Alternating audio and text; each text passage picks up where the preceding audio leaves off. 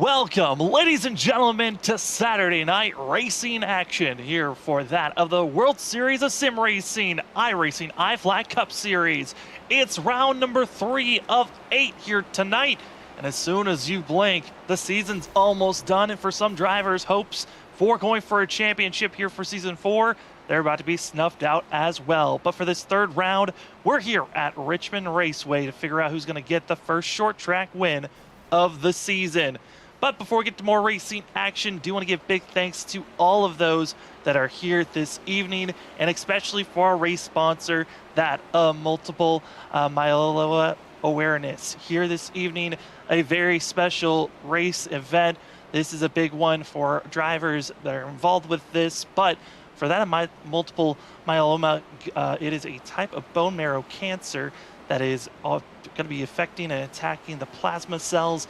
And with the attacking, it is very infectious to the bodies that it's going after, and for the people that it goes after. Most of the people that are affected by this are the people of ages of 65 or older, and the current treatment includes chemotherapy, radiation therapy, and the combination of both, which are very aggressive on your body. And this awareness is to help those to get better treatment and as well help out. And tonight comes with a heavy heart, because this is for the main reason for the awareness and race sponsor for this evening is to hold tonight in memory of John Sanford, grandfather of Brian Johnson, our driver who's going to be racing this evening, who passed away on that of March 28th, 2022 of this year. So tonight, with heavy heart, it's going to be a hard race for some of these drivers, but for some, it's going to be a good race to race overall. Thank you for being our race sponsor this evening, and other drivers and sponsors we got to be thinking about. We got to give big thanks to iRacingiFlag. iRacingiFlag, if you're trying to look for some of the best of visual flag systems out there, they're the only ones you got to go to, and go to www.iracingiflag.com to get your purchase. We'll talk more about iRacingiFlag later on this evening, and as well, going to be our race sponsor, our Rookie of the Year sponsor, going to be that of ButtKicker. Feel what you've been missing. ButtKicker, got yourself the Gamer 2 that gives you a physical sense instead of just a hearing sense of sounds. Thank you to all of the sponsors that we have this evening. As like I said, this is race number 3 of 8 here at Richmond for WSSR iRacing iFlag Cup Series action. As the drivers are getting done with practice, again, about 45 seconds left, we're going to get ourselves prepared for qualifying. And up in the booth with me, my name is Sam Dyer. With me is going to be actually Tom Bourne, and Robert Moyer will be in the production booth here tonight. Tom, Richmond with the next-gen cars. What do you think these drivers are expecting here tonight? Yeah, expect the car to be loose off the corner. You got to be very careful driving it in. I know we were at Las Vegas last week, and basically it's two completely different games. And you got to be very careful with throttle control, keeping the car underneath you to make sure you're able to get off the corners well and keep the car straight. And we'll also be keeping our eyes on the weather, as that's going to be transitioning from day to night for these drivers this evening. And with the drivers getting themselves prepared and about to be hitting the track, Tom here at Richmond, as we take a look at where the drivers for weather is going to be for themselves. It's going to be seeing the track temp changing throughout the night, so we'll continue to come back to the weather. As for qualifying, drivers getting that reset, and for the track temp, it's going to be 81 degrees here for the track temp, 78 for that of the ambient temperature. But that day to night transition, Tom, that should be something tricky for these drivers at the start of this race. Yeah, it definitely is. It's always fun going from day to night. Some drivers enjoy it, some people don't. Personally, I enjoy when it goes from day to night, because you know what, if you know you don't have a car to really compete in the daytime conditions, you might be able to turn around at night. Track cools down, more grip in the track, and ultimately it brings for better racing when it goes from day to night. And the driver's now going to be hitting the course. And here's a driver that's second in points and a solid day if he wants to catch up to our two-time winner this season of Vincent Soar. It's going to be that of Sean Powell and this 45 machine. Sean Powell came into this season kind of as an underdog, really unknown of what speed he was going to have. But so far, kind of without the wins, he's tied that Vincent Sora with 2 top 5s, 2 top 10s. The consistency is what's keeping this 45 in the picture here for the playoffs as he's coming around, finishing up his second lap into turn 3. And on the exit of turn 4 is going to be Pal here. And Tom, Richmond, looking at this track, would you say qualifying is an important deal for these drivers? Absolutely, especially in the next-gen cars. Anywhere you go, it's hard to pass.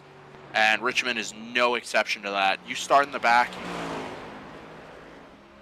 you've got a long way to go to work your way up, especially with the field of this size. You're going to have not many passing opportunities in this track. Being a short track, 22-second lap times, you're going to lose those laps quickly, and be aware about lap traffic. That's definitely going to come into play tonight, something we really haven't seen much of this season. It's definitely going to be amplified tonight, and it could throw a wrench into any of the leaders' days. And speaking of kind of changing up and throwing a wrench, Jeremy Little going to be topping the board at 26, going to be rookie coming in. Just came in last week, so excited to see what some of these newcomers are going to bring in. It's Tom Sinchek, the 8th that we're following right now on his final lap. Tom Sinchek got the pole last week. So far, we've had 2 different pole sitters. Zach Hall got the pole for that of Auto Club to start out the season. Sinchek got the pole at Las Vegas last week. Here's a couple of other drivers that have been looking strong. This is Chuck Sweeting in the 75, starting out his qualifying time, as well as going to be seeing the 02 of James Loveland, both going to be starting their first times here this evening. As James Loveland, Chuck Sweeting swapping back and forth between the 2 drivers. Sweeting's going to be starting his first time, but Little with a 22.227. It's going to be the time to beat if Chuck Sweeting can do it. And Tom, Chuck Sweeting, he's a veteran of this series, but I mean, he gets around a lot of different leagues. He certainly is a driver that you never know, especially here at Richmond, of what speed he could bring. Yeah, I've raced with Chuck multiple times, and he's always looked to improve. Even back on the NASCAR console days, I've known the guy for years. Great dude to race around, very respectable. And over the past couple of years, very, very fast. Really has found his groove in whatever he's driving and how he's driving it. And I could definitely see him being a player tonight, but definitely did not have the qualifying run he wanted to. It absolutely was not. And we're down to our final minute here of qualifying. It looks like the field, majority of them feeling comfortable in where they're at. There's a couple of drivers, though, that are having some internet woes. There's been a little bit of an influx of internet issues here of recent, and Zach Hall going to be one of those drivers. I'm going to be curious if he's going to be able to make the starting grid, as he's been bouncing in and out of the server throughout all this practice. But 30 seconds left. Tom, we're getting ready for racing action here this evening. It's going to be Richmond, 180 laps. Our stage break at lap 60. No fast repairs and 4 extra sets of tires in pit road. But that stage break, based on the fact that there is no playoffs, it's just an 8-race season of who can get the most points over those 8 races. These stage points are going to be really important in those on lap 60. Oh, absolutely. Every time points are on the line mid-race, it could come down to those points deciding if you win the championship or not, or wherever you finish in points. It just kind of turns into you got to make sure you're in front for try and maximize your points throughout the entire race. And maximize, some of these drivers are going to do that the best that they can. Again, bonus points that you can be getting. Lead a lap, you get 1 bonus point. Lead the most laps, get 1 bonus point. You'll win at our stage break, you get 10 bonus points, but if you finish in the top 10, you got an opportunity to get just bonus points in general. It goes from 10, 9, dropping all the way down to 1 for that 10th place position. You're not in the top 10 at lap 60 at our stage break, you don't get to move on and get any of those bonus points for yourself. But speaking of moving on, got to give a big thanks to our grid sponsor, that at European Wax Center. Head over to thewaxcenter.com to find your closest location near you to get the best wax you can get. As the drivers are getting stacked up and lined up to go, it's Jeremy Little going to be taking the pole award here this evening for the 26th first race with WSSR iRacingiFlag Cup Series action. With that of Vincent Sora, going to be our two-time winner this season, going to be in second place. Michael Yarrow in the 98 going to be in third, with that of Mark Whitley, Steven Stimpian, Brian Johnson, with that of Sean Powell, with Nick Crawford in 8th place. 9th goes to John Peel. 10th goes to Chuck Sweeney. Carl Pooler is going to be in 11th, with Gregory Shaw, Brad Delp, James Loveland. Kyle Rochelle is going to be in 15th, with Tom Sinchek in 16th, with Alexander Light. Christopher Norris, Zach Hall going to be in 19th, with Brandon Colley, Bryce Jamison in 21st. 22nd is going to go to Bob Skinner, with that of Christopher Fail, Tyler Dangler, James Hackworth Jr., and James Kaufman. Going to be our 26 drivers here tonight. Tom, day to night transition at Richmond. You're going to have that sun glare, but also the fact that, start of this race, these drivers are going to be on top of one another. The likelihood of yellows certainly are going to be high here in the first couple of laps. Absolutely. Like I mentioned earlier, it's a short track. Everybody's going to be around each other. There's not really going to be much room to spread out, especially with 26 cars on the track. Even when there's 12 to 15 cars on the track, it's always going to be a problem with cars being around each other. But you know what? As the race goes on, people start dwindling down. It's only a matter of time in short tracks like this, and everybody's just got to keep a level head, keep the fenders on it, and keep the car clean, and I could see them competing for at least the top 10. Hoping for a good day. Christopher Norris going to be starting the grid as he's been bumped out of the session. I know Tyler Dangler is going to be doing a start and park this evening for the 19 as he's got prior obligations to be going to. But Christopher Norris is getting back into the session, so he's hoping that he can at least start on pit road for himself. But Jeremy Little, first time running with this series, came in, joined at the end of actually Las Vegas. He hopped in this Discord, got situated with the league, and it's good to see newcomers coming in and topping the board, such as Vincent Sora comes in as a rookie this season. He's been showing out, and then having Jeremy Little get a pole here. Tom, this has been a wild one to think. We have now had all the poles have been grabbed by first-time pole sitters, and now we'll get to see, it's good to see a new season 4. All these drivers putting up the speed, figuring out where they're going to maximize the runs. But round number 3 begins here at Charlotte for that of the WSSR iRacingiFlag Cup Series for the multi-Myeloma Awareness 135. We're green down into turn number 1. Yeah, Vincent Sora got a great start on that outside line. He's going to hold tight on it from the outside of Jeremy Little. He's going to be able to clear him going down to turn number 3 as Vincent Sora is going to end up leading lap 1. Sora is looking strong for himself out of the corner. Our two-time winner this season, trying to go 3 in a row to start out with the biggest strength you can. But behind them, going to be side by side, going to be that of Mark Whitley and Michael Yarrow. These drivers had a practice race a few days ago, and it was Michael Yarrow, based off of tire strategies and fuel strategy runs, that put the 98 in a winning scenario. Could be another factor for these drivers to watch out for. As the longer this race goes on, and after our stage break, the strategies become bigger. As the drivers are starting to single file out, we're right on board with Brian Johnson. And for Brian Johnson, certainly tonight, he wants to get to victory lane, especially with the meaning of this race, of having his grandfather passing away from that of the illness that is sponsoring tonight, that of the multi-melanoma awareness 135. So 28 certainly is going to be a driver on our radar to watch out for. Yeah, he's always fast. He's always a driver we got to look for in the race. But you know what? He's driving with a bigger purpose right now, and that could be the best thing to happen to you as a race car driver, or it could be your biggest downfall. He's got to make sure he stays focused tonight, as you can see him clearing for 4th place. I think it's going to be the first of those options. I think he's going to use that as momentum and try and compete with these top 3 guys.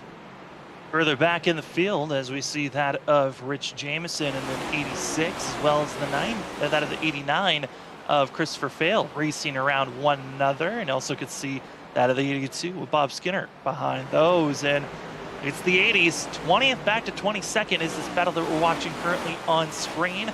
But as the drivers are single filing out, Tom, I was talking to some of the drivers before this race during their practice, and a lot was coming over the radio of this setup is tight, and it is a handful for the majority of this field. As we ride on board, get a sense of what it's like for these drivers. As I say that though, caution wreck, I mean not a caution, now it flies. Wreck further back, Carl Pooler, Kaufman, contact between themselves. And like I mentioned, everybody's going to be on top of each other. It's just not a lot of room here, and ultimately it's going to be tough. And it's going to be that of Carl Pooler, and I think the 5, yeah, there it is, the contact just coming out of the exit of the corner. Pooler through the grass, trying to hold on the best that he can, trying to stay off the wall, and at this point, taps it, drifts up, and nowhere to go, and the rest of the field, they're just a sitting duck at that point, and Kaufman, the worst victim of it all. And for that of Kaufman, does look like he's going to have some required damage for the 25 with that incident. And Tom, I think you've ran a couple of races with these next-gen cars. The brakes, they just seem like they don't slow down at all when you're in these types of wrecks. What we used to call ARCA braking seems a lot more prevalent with the fact that these brakes are so hard. Yeah, what we've called ARCA braking in the racing community, it's kind of become a regular thing with these brand new cars. It's not a fun thing to deal with, especially, under heavy braking. You're going to have it feels like you can't stop. It feels like, and then once you end up getting enough brake into it, you lock up the tires and it's just a constant slide. There's really no happy medium with these next-gen cars that a lot of people have been able to figure out. But once you figure it out, it changes everything about these cars. And that sweet Goldilocks middle ground, and that's when these drivers will find that speed. A couple of drivers coming into pit road. Kaufman, of course, had come in because of required damage. He'll be in for quite a long time. Tyler Dangler going to be coming into pit road, expecting the 19. If not going to get damage to repair, might be just calling it a night, as he was planning on doing a start and park. But Jamison at the 86, as well as that of Christopher Fail, Kyle Rochelle, James Hackworth Jr., as well as Bob Skinner, all coming into pit road for some type of service. For that of Bob Skinner, just coming in, topping off with fuel. Everyone else comes in with damage repair, and Tyler Dangler has left. That start and park has finished for the 19. Yeah, that's tough for Tyler. I love racing against the guy. He's great. He's a great dude on track and off track. And, kind of wish he got off the show that car a little bit more, but unfortunately things like that happen, and he's out of the race so early. Out of the race, set prior obligations. I heard that he was actually going to a graduation. So, sometimes you get those real life events that come in and say, you know what, those take priority. Already Tyler Dangler was not looking like he was going to be in a championship form, as he was 10th in points, but was struggling in speed in some races, but certainly in the 19. Wanted to at least get some type of points. That's why he went to start park this evening. With James Kaufman having required damage, he's going to be in pit road. Might be able to take at least one position away from Tyler, or we could see the 25 calling it quits early on. But up front, Vincent Sora, Jeremy Little, as well as Mark Whitley, Brian Johnson, and Sean Pooler are going to be your top 5. Tom, we got to see Vincent Sora, great launch for himself. He didn't have the pole position, but made that outside lane work. Here on this restart, looks like he might be thinking a similar, he's going to be changing things up, with going onto the inside lane on this restart. Why not change it up? I think he's just trying to figure out, what the, what he feels more comfortable with. He got to restart on that outside. Now, as the tires wore a little bit, as, we're 11 laps in, see how the inside fares. Now we're going to see Vincent Sora. Jeremy Little, pace car pulls off. It's time to go. We're racing here at Richmond once again. Restart is on. The 15 got a fabulous launch for himself. And Jeremy Little now going to have to reset and wait where he wants to go, but he's going to be under pressure already. Here comes that of Brian Johnson on the outside. Yeah, I've noticed Johnson making moves, and when he does, he Oh makes it boy, work on that Tom. outside. Mark Whitley's out of trouble, and it's going to be contact in calamity for a quick second. They stay straight. Somehow he stayed green, but Mark Whitley got extremely loose out of the corner, and that got him out of shape and going backwards from 5th. Now back to 15th is the 77, and that's not the way you wanted to start that restart out for a driver that we know can be a threat to win here tonight. Yeah, absolutely. But you know what? If you're going to make a mistake, make it early. We still got 165 laps to go. You can rebound from that. Certainly can. And you were talking about before I chimed in with that incident, Brian Johnson, the little speed that he's been trying to search for up front in that 3rd place position. As we're seeing now, here comes the 45, 2nd place in points. It's Sean Powell trying to make his move on Johnson. Yeah, Sean, to really close down on Vincent Sora, Sean's really got to maximize stage points, like you mentioned. The stage at lap 60. He's got to make sure he tries to at least finish 1 or 2 positions ahead of Vincent Sora. Maybe use a set of tires halfway through the first run to try and just get by him. I don't think the way that Sora's been running, I don't think Sean's going to be able to get it on speed. I think he's going to have to out-strategize Vincent. That's going to be, that's the one thing that we love the most is another yellow flag's going to strike here tonight, and it's Carl Pooler once again in the 71. Going to be bringing out another yellow for himself. It's actually going to be Pooler and Kyle Rochelle right next to one another, but I believe this go around 71 all by himself. Here is an instant replay of the incident. You see the 571, but Tom, you talked about locking up the brakes, and I think for here Carl Pooler just came in a little bit too strong into the corner, turned in too much, overcorrects, and nowhere to go again. Yeah, unfortunately, these cars are, to put in better terms, a handful to drive, especially at these tracks. You can't be too hard on the brakes, but you also can't go in with not enough brakes, if that makes sense. Because when you dive down into these, as you're racing at these tracks, everybody's going to arc into the corners and everything like that. So when you want to, when you carry too much speed, the back end, you can actually feel the back end start to drift out from you, whether you're on the brakes or not. And that's what gets a lot of people in trouble when going into the corner, and that's when you see a lot of these spins going into the corners, is just the car comes out from underneath them because it's unloading the wrong way. Unloading aspect, the driver's always trying to figure out, are you going to be able to hold on, or will the car be too far gone? As Carl Pooler involved with another incident this evening. We saw a car come in there late. That was the 86 of Rich Jameson, who lost his front bumper, going to come back into pit road.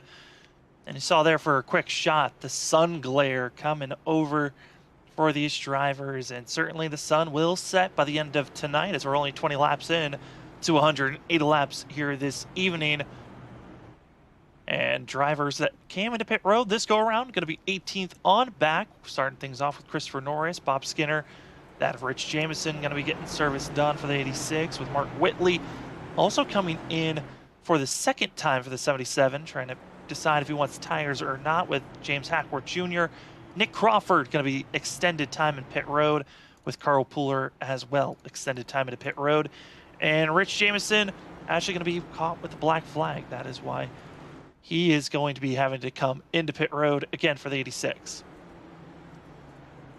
And, a black flag this early, not the end of the world. You might have to, you're going to have to start at the tail end of the field, but ultimately, it's not a big deal. Only 20 laps in. I wouldn't be so worried about it. And also, we still have the stage break at lap 60, so a lot of these drivers should be all right to, get their service done. And if you're a lap down, hope that you're the first car a lap down, so you get back on the lead lap with that stage break. And with 2 quick cautions, you never know, we might see a 3rd one. But Carl Pooler is still in pit road, so most likely we actually might have an opportunity to stay green for quite a while here. Vincent Sora, that of Little, Johnson, Pooler, Poole, We're going to be seeing that Pal, up front with Yarrow. We love Carl Pooler. He's part of the Freaky Fast broadcasting team, part of the Wednesday night short track racing. Carl, hope to get back out on track soon. But Tom, another restart for these drivers. 22 laps in. We've now had 2 heat cycles on these tires. Anything different we're expecting, or could we see something similar that we saw from Mark Whitley on that last restart? It really depends on how you drove the car on the first couple sets. Some people's cars just don't like the heat cycles. But ultimately, it's with these new tires on these new cars, the heat cycles really don't mean much. The tires don't wear as much as they used to, and that's just how they're designed. So I wouldn't worry about a heat cycle playing too much of a factor, as Vincent Sora gets another great start. And also Brian Johnson able to get on the inside of Little. Little now going to be trapped on the outer groove. He could be losing multiple positions. Pal's now on the 45 is going to be side by side. And here comes the battling for third place is going to be raging on as Vincent Sora gone, trying to pull away the best that he can. Going to be having that of 3 car lengths over that of Brian Johnson. As you're right along with the 45, Sean Pal trying to get by that of Jeremy Little. And Little able to defend at the moment. Quite strong on the outside, but you can only be on the outer lane for so long before you have to give up positioning. Yeah, this is a bottom, what the drivers call a bottom feeder track. There was at one point where you'd have to run all the way up against the wall to really get speed around here, and that was just a weird time running this track because everybody's just so used to running around the bottom. This track kind of reminds me of Martinsville when in the corners, where you need to be right around the bottom to really fast, and losing that time on the bottom, not being on the bottom lane, it could really hurt you. All right, that was on the bottom saw, got squirrely, 98. Michael Yarrow able to hold on, but losing 2 positions now as Steven Stimpian able to get by Gregory Shull in that green and white Panda machine as the 66. Now setting up, trying to get aggressive on the outside, not able to make it stick for now. Trying to see what type of run 66 can get as Gregory Shull is running currently in 8th position. Most of the field trying to get single filed out as Yarrow trying to get aggressive for this 98. You're seeing the different lane choices being picked out by the 81 of Steven Stimpian, the 98 of Michael Yarrow as we hop on board with the 98. Get a sense of what it's like riding here in the front portion of this pack. And Tom, going into these corners, what is the big focus when you're trying to get into these corners and making every single lap almost perfect each time? Well, there's a handful of things. First of all, don't hit the car in front of you. Everybody's got different braking points. Everybody can drive it in at different, feels comfortable braking at different spots. I know personally, I'm a type of person that will end up, taking a little easier into the corner to make sure I have a good exit and set myself up for the straigaway. Other people like to just dive it in, and in situations like that, that's where you see a lot of wrecks on short tracks, is people getting into the back of one another because they don't know their braking points.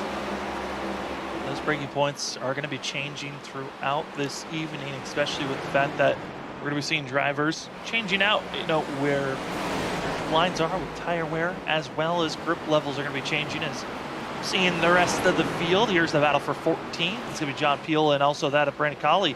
Going to be side by side as the Dutch Pros colorful of machine number 1 of Colley trying to get by the 70. It was Peel right now doing a great job of holding and defending, but the question is, him defending as much as he has, is this giving an opportunity for drivers behind these two that are side by side a chance to go forward? As we bump up and look at that of Light Zach Hall, as well as that of Kyle Rochelle. Rochelle, who's been very aggressive, Tom, who's been caught up in a couple of incidences. You can see the beaten and battered 5 machine. He's still able to run quite well, trying to make the pass here for 12th. Yeah, the good thing is, this, like I said earlier in the broadcast, this track doesn't... It's a lot different from the 2 tracks that we started out at. You're able to get damage here, and you're able to still compete. depending on what damage you get. Damage, though, is going to be collected. Mark Whitley, Light, all going to be involved with this one in over aggression, striking once again here on lap 33. Yeah, I don't think that damage is going to be able to compete. No, I don't think so. This is going to be the aftermath here from Mark Whitley's point of view.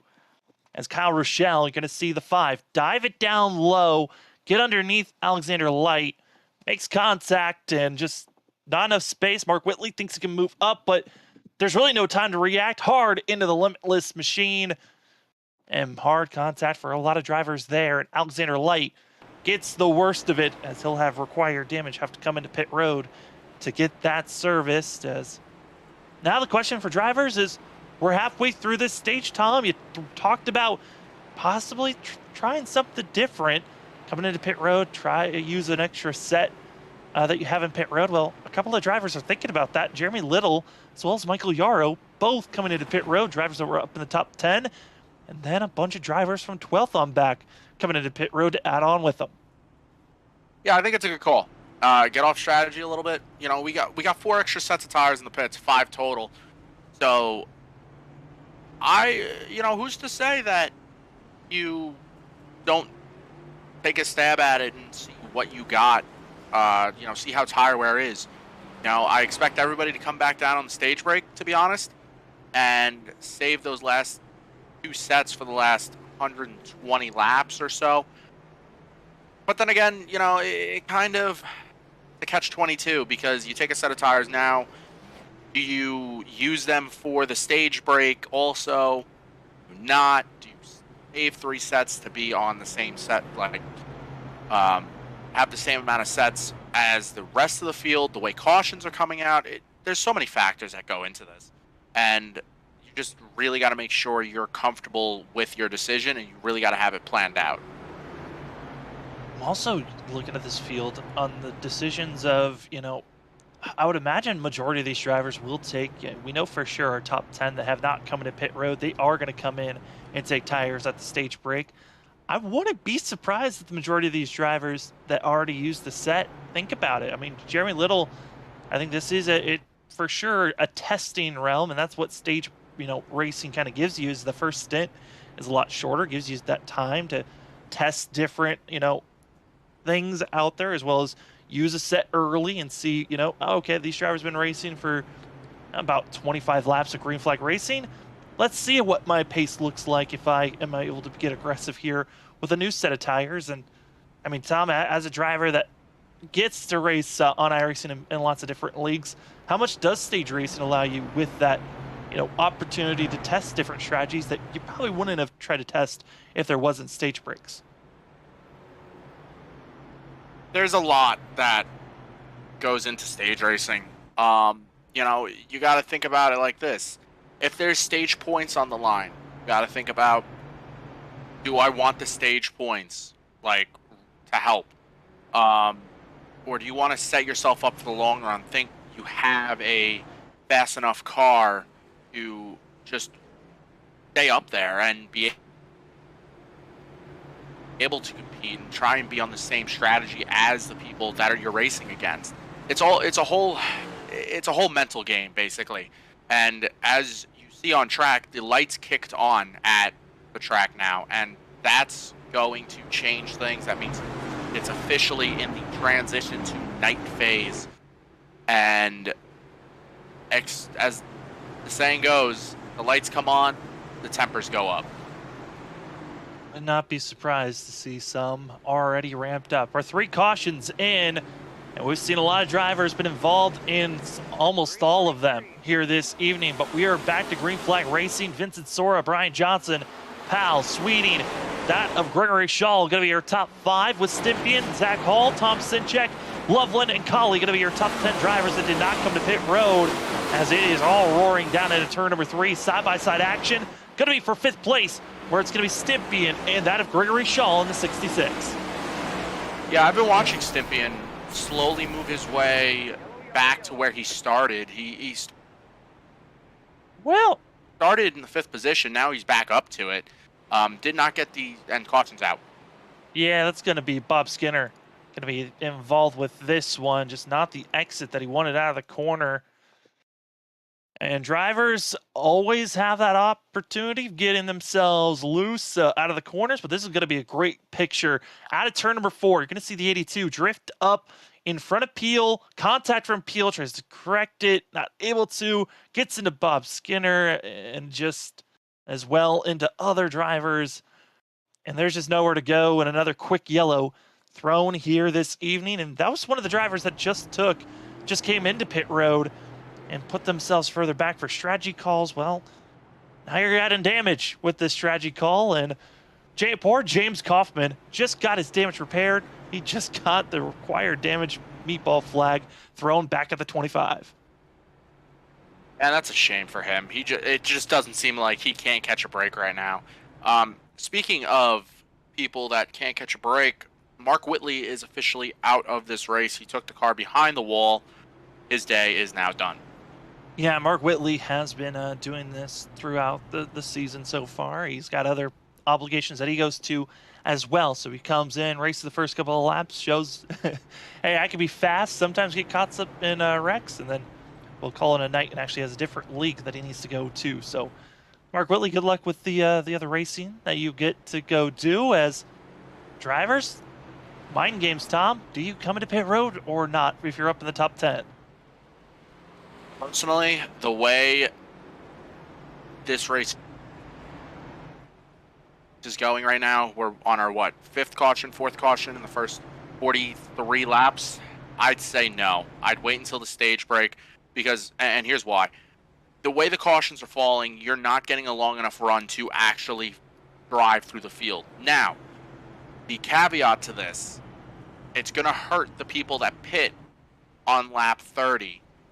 But this is going to help them in the long run because their tires aren't going to wear and the tires will be more... They'll be closer to the people that pit on the stage break. And that's going to shuffle the field. You're going to see guys that are in the back right now, they'll end up in the front. And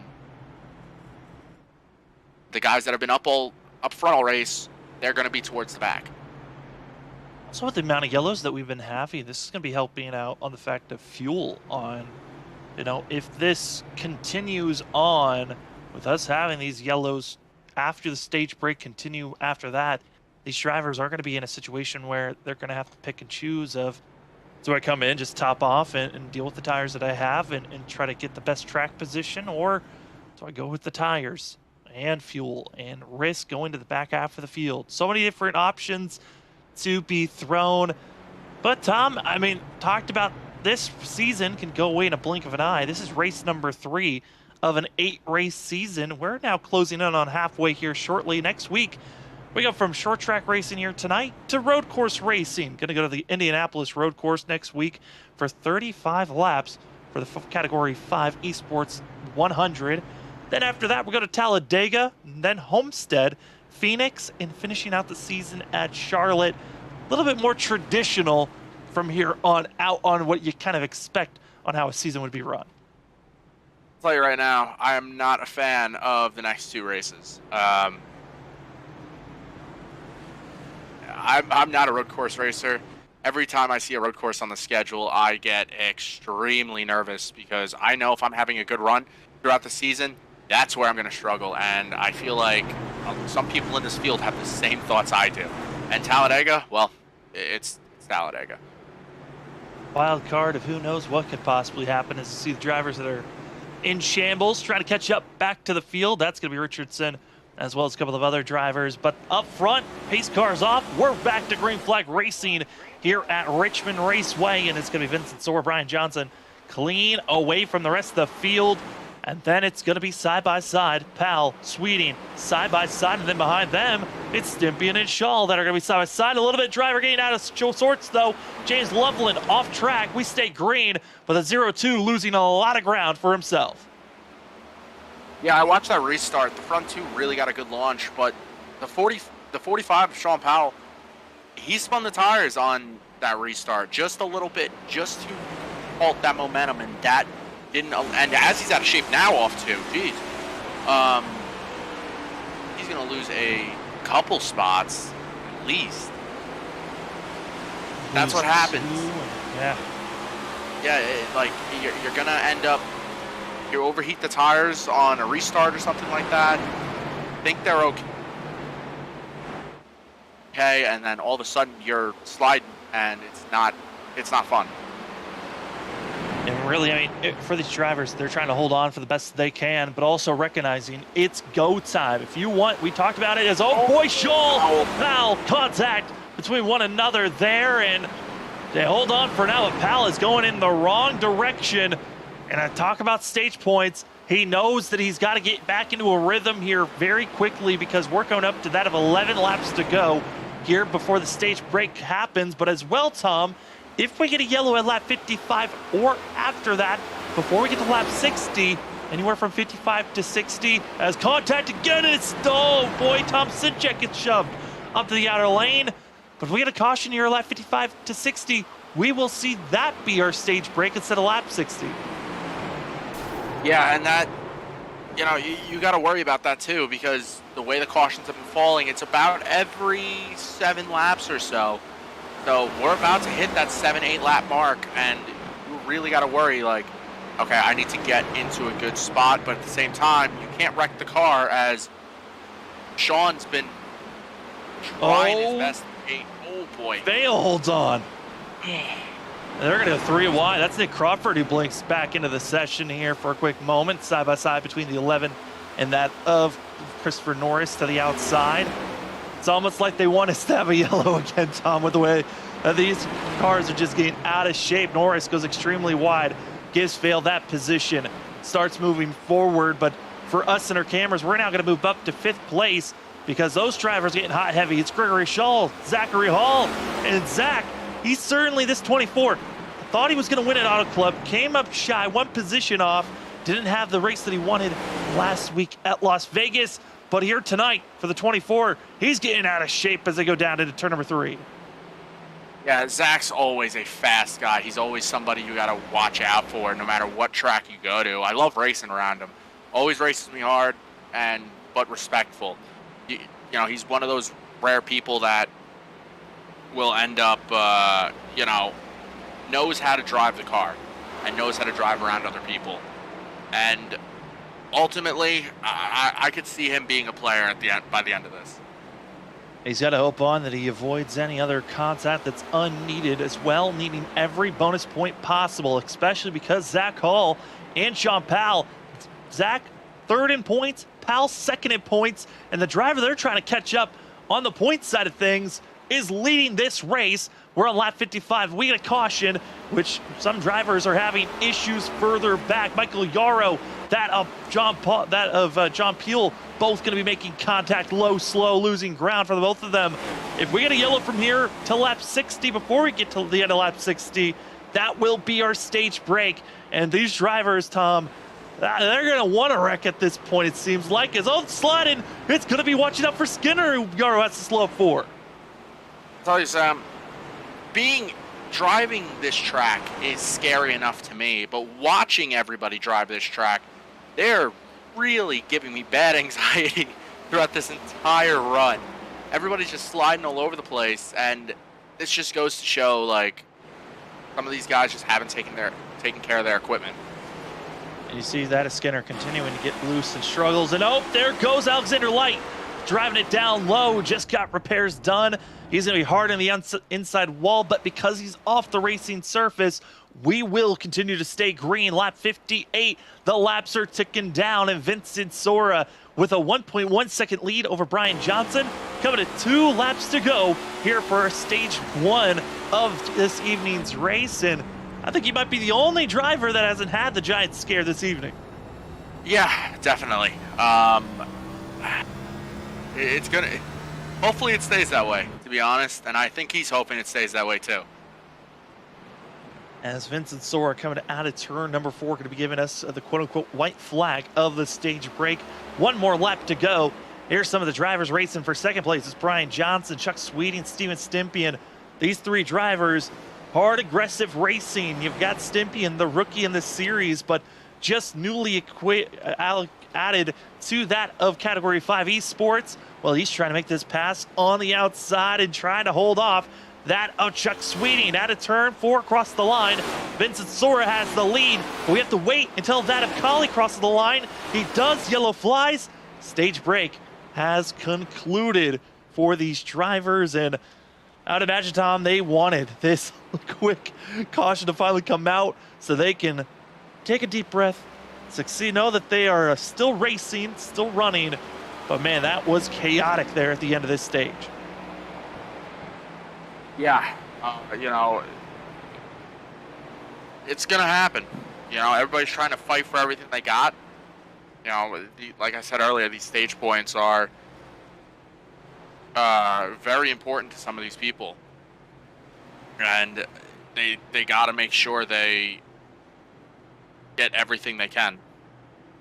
And here's our running order for the bonus points. Vincent Sora, Brian Johnson, Steven Stimpian, Chuck Sweeting, Zach Hall, Powell, Little, Shaw, Rochelle, and that of Kali. As the drivers go into pit road, we're going to take a quick commercial break. When we come back, we'll let you know where the drivers lie after that of the pit stops here this evening. Drivers, start your engines!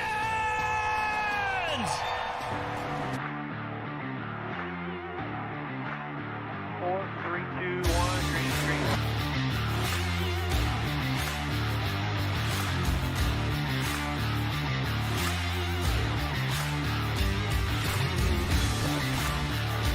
No rear grip whatsoever, up sideways.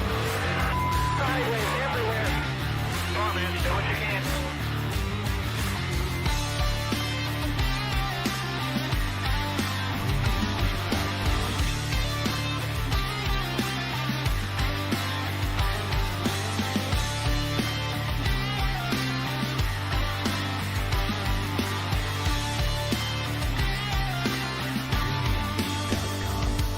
The vibration in this car is the worst vibration that I've ever had, and the shifter's broken again.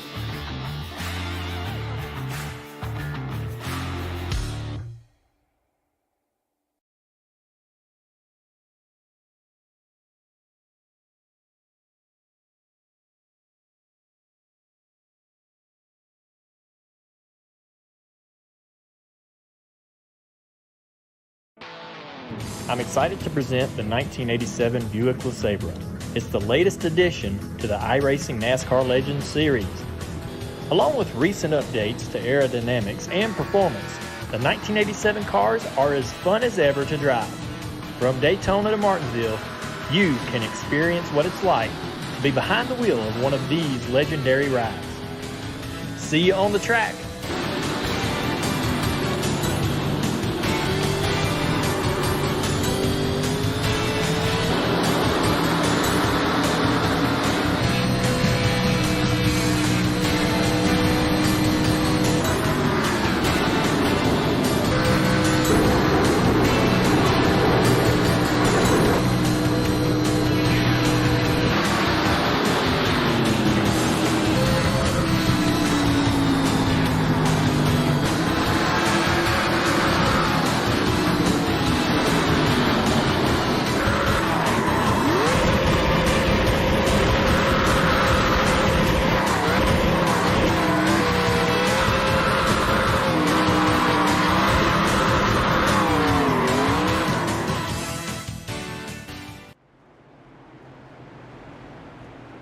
Welcome back, ladies and gentlemen, to that of Freaky Fast Broadcasting. My name is Sam Dyer. With me is Tom Bourne. Robert Moyer in the production booth. You're watching Saturday Night Racing for the World Series of Sim Racing, iRacing iFlag Cup Series. This is race number 3 of 8 of a very quick season. No playoffs. It's all about 8 races. Who has the most points? He'll become Season 4 champion, as we are here at Richmond for that of the multiple myeloma awareness 135 here at Richmond. And a little bit of change-up. Talked about drivers trying something different. Well, Jeremy Little came into pit road back on lap 30. Well, he decided to stay out, not come to pit road at our stage break. The rest of the field came in. Tires, fuel, maybe a little bit of damage repair. But we are green. And Jeremy Little finally got the restart that he wanted back at the start of this race when he got the pole award. Yeah, and this is going to be a challenge for Vincent Sora. He hasn't been behind a car all race long. He's now got to see how his car handles as in dirty air. Clean air for these cars, no matter what track you're at, it's big. We found ourselves with another caution. I was just about to say, we've been seeing if we would stay green. Not able to, as we get another yellow, and that's going to be, that is James Hackworth Jr. going to be the driver, bringing out this most recent yellow for these drivers, and looks to be he might have gotten a little bit of help from the 91 of Alexander Light, going to be coming through the center of the corner, and sometimes we get what we call arrow push, but that is a legitimate push to the 23. Gets him spun around. Carl Pooler does a drift to try to avoid more contact. He gets a little bit of scrub to the outside wall, and luckily no one else involved as these drivers were battling further back in the field, but certainly another yellow be thrown. That is our 5th, Tom, of tonight. That is an on-track incident, 6 in total yellows with our stage break. That doesn't look good for the rest of the race, I'll tell you that. I wouldn't be surprised if we saw at least 3-4 more as this race goes on. But here's the thing, Tom, that I'm curious about. We have this yellow that comes out. Now coming into pit road, it's going to be Brad Delph, Yarrow, Peel, and James Hackworth Jr. all to come in. That of Rick Jamieson has a penalty. He'll have to serve that once we go green.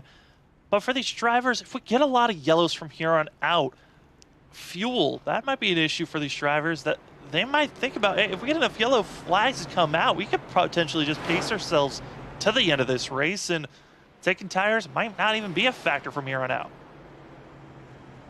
Yeah. You know, with the way this race is going, we're not getting a long green flag run. And ultimately, it's not wearing the tires. You may be able to do this whole race on one set of tires. Well, one new set of tires, I should say, 2 total. Ultimately, I don't know.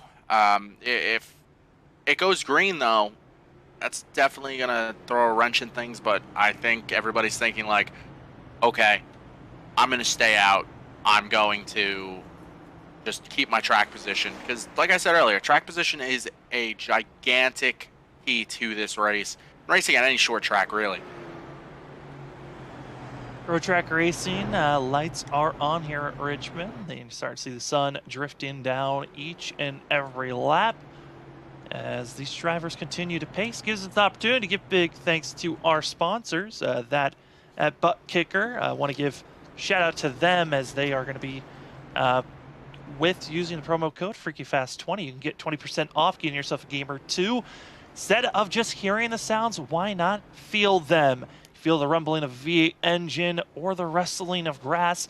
There are so many different sounds and ways that the Gamer 2 can vibrate to make you feel those sounds instead of just hearing it. A way to enhance your racing abilities certainly is there. And again, use our discount code FreakyFast20 for 20% off. As well as iRacingiFlag, talked about them a little bit. Yes, they're the best at iFlag virtual flag system, but as well, they can give you a lot more of other information. They can also have virtual spotter information for you.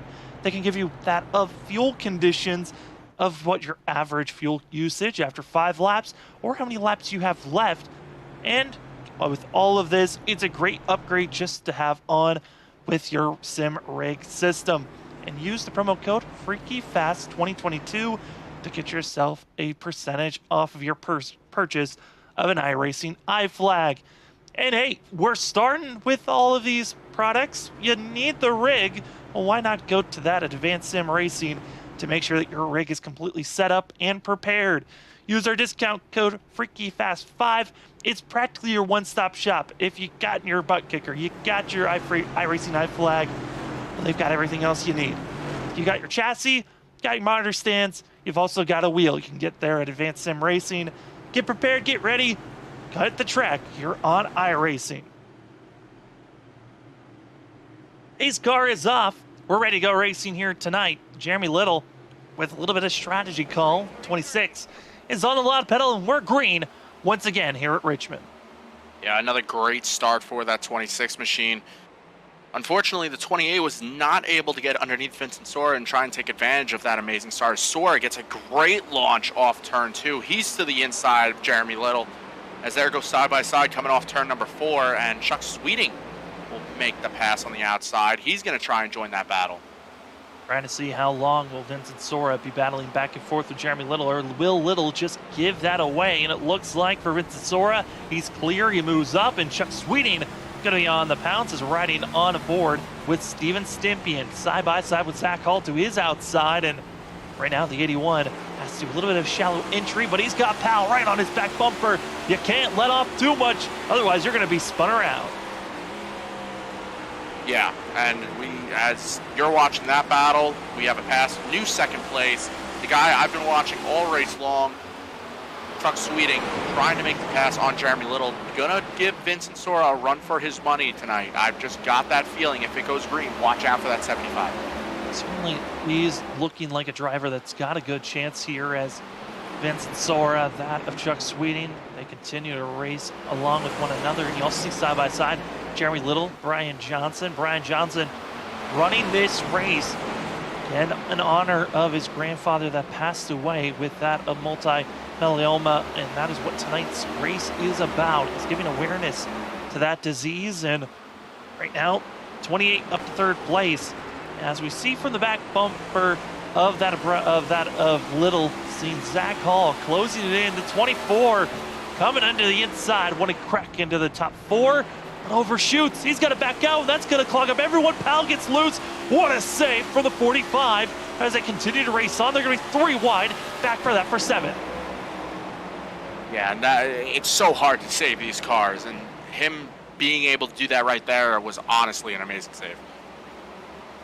Incredible to see, and now there's going to be side by side. It's going to be Powell, Colley, going to be side by side before themselves, and that Brian Colley, one of our biggest movers of tonight, up 11 positions.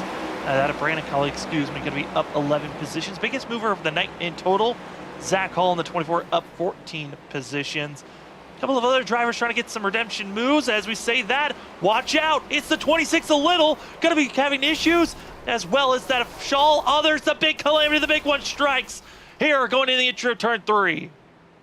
Boy, that's a lot of money out the drain for those race cars. And just everyone trying to react to that of Jeremy Little. Gonna see here, that is Zach Hall. Little contact, gets the 26 out of shape. But from here on out, Jeremy Little's trying to just hold on. Colley goes to the inside, but everyone in the outer groove just gets into the walls. James Loveland in a sin check. They go sliding into the inside wall and then come back and collecting Little and others. Yeah, unfortunately, when wrecks like that happen, when you're in such a tight pack and such a short track, there's really no place to go. The track clogs up very, very quickly. And of all the drivers involved with this wreck, with required damage, going to be that of Jeremy Little, James Loveland, Tom Sinjek, the heavy hitters from that incident, of a total of 7 that were totally involved with this one, as it's right on board with that of Tom Sinjek. Coming out of the corner, this is when drivers saw checked up, hard check up by everyone on the outer lane. And that's what gets Loveland up into the outside wall. And from there on out, riding on board with Yates, there's just nothing he can do. He's just a helpless victim and just a passenger of the car spinning. And Tom, with these big wrecks, and especially when you get into wrecks where you're sliding, you can't save it, and you're just hoping that you don't get too much damage added on. I mean, when you come out of those wrecks and you've got required damage, especially when we're now coming up to halfway, what does go through the rattlings of these drivers' minds? Is it, I'm done, I'm going to just park it for the day? Or do you think, all right, well, let's just salvage what we can? Ultimately, salvage what you can. You know, there's going to be more cautions. There's going to be more people wrecking. There's going to be more people getting out of shape, getting damaged. Try get back out there, especially if you're running up front in the points. You know, James Loveland takes his car behind the wall. His day is done. If you're up there in points, you're going to want to salvage everything you can, especially with after this race, five races left in the season. You know, every point matters. That one position on track could separate one of the front runners from finishing second in the points to winning the championship. But I mean, if you're in the back of the field, like I know personally for me, if I'm not having a good day, like the car is not handling well, I'm not fast, I just call it quits. And even if I'm mid pack in the points, I'm still like, sometimes a driver just gets so fed up on how the car's driving, he's just like, no, I don't.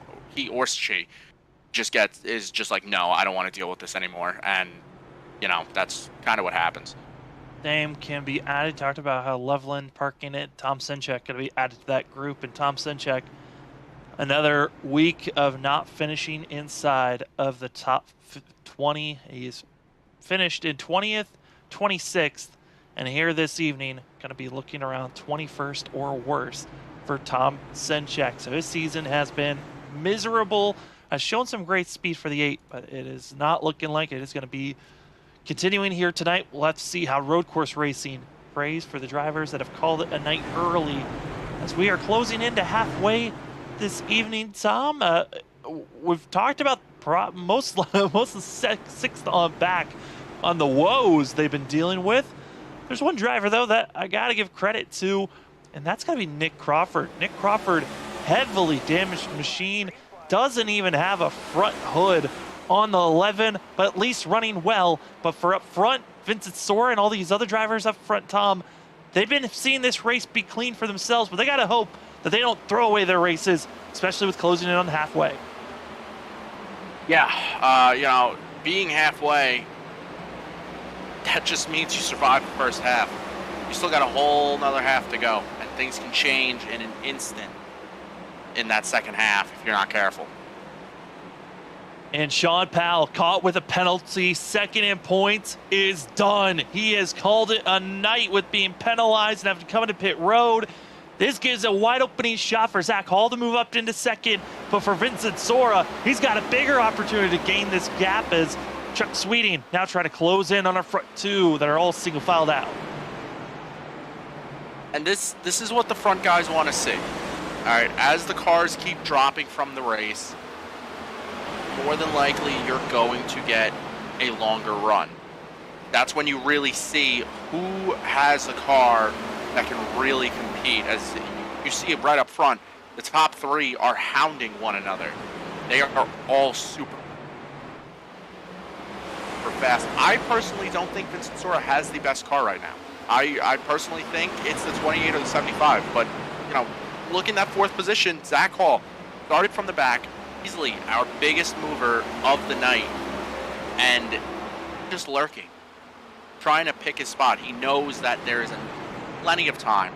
As we just hit halfway now, there's a whole 90 laps to go to move up 3 positions. I mean, lurking and also coming in. I mean, Zach Hall, biggest mover tonight, up 15 positions, qualified in 19th place and up to 4th. And then you've got that Steven Stimpian behind him, hasn't moved any positions. As Stimpian going to be going high and a little bit too aggressive into the corner. But behind Stimpian is Christopher Norris in the 54, third biggest mover, of the night. And I got to say, as drivers ducking it low, watch out, that's Fail who has to get out of the way there. Struggles for the 89, who's just trying to limp his way to the end of this race after being involved with so many cautions here this evening. But Christopher Norris up to 6th in our top 10 positions here, Tom. His 54 almost missed the starting grid with internet issues, able to get in right at the last minute. Now up in the top 10, second biggest mover of the night. Really very impressed with how Christopher Norris has been running this race. He's kept the car relatively clean. Now, just running his own race. He's not overly battling anybody, not getting aggressive, and I think that was Norris's biggest problem in the leagues prior that I've raced with him, is just getting overly aggressive and just trying to overdrive the car. I think he's really found a way to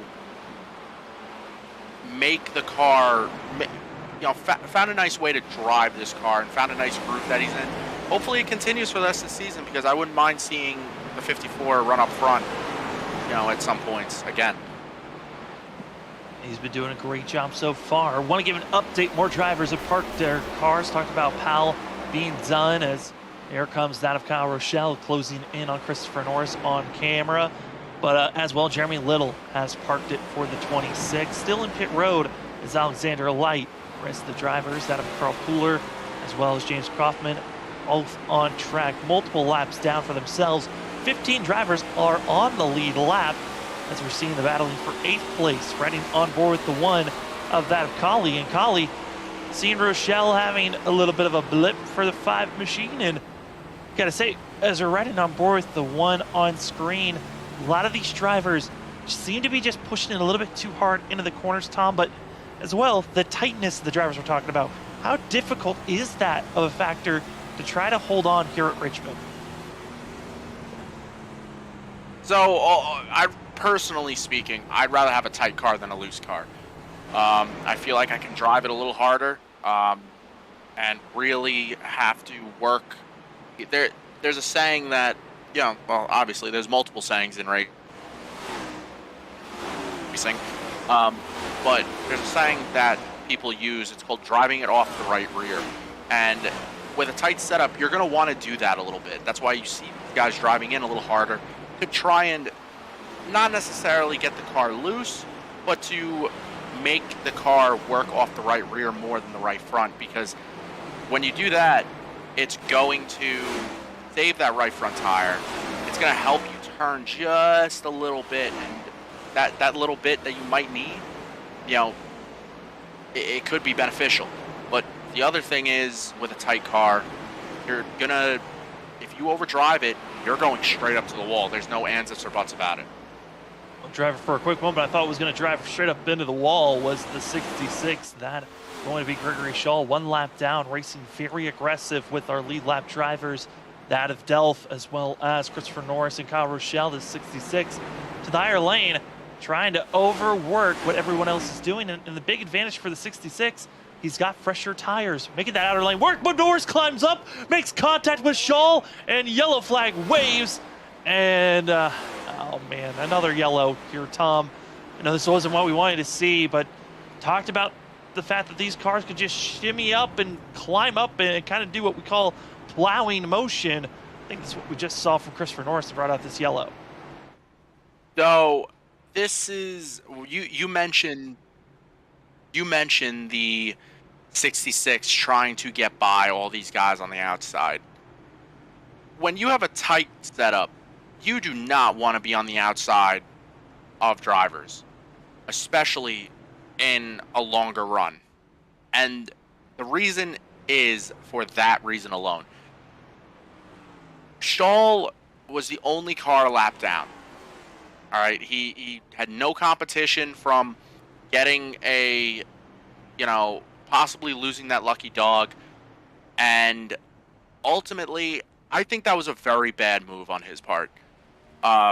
Because now, him getting the car contact and the way iRacing is, him getting that car contact and the caution coming out, not the lucky dog anymore.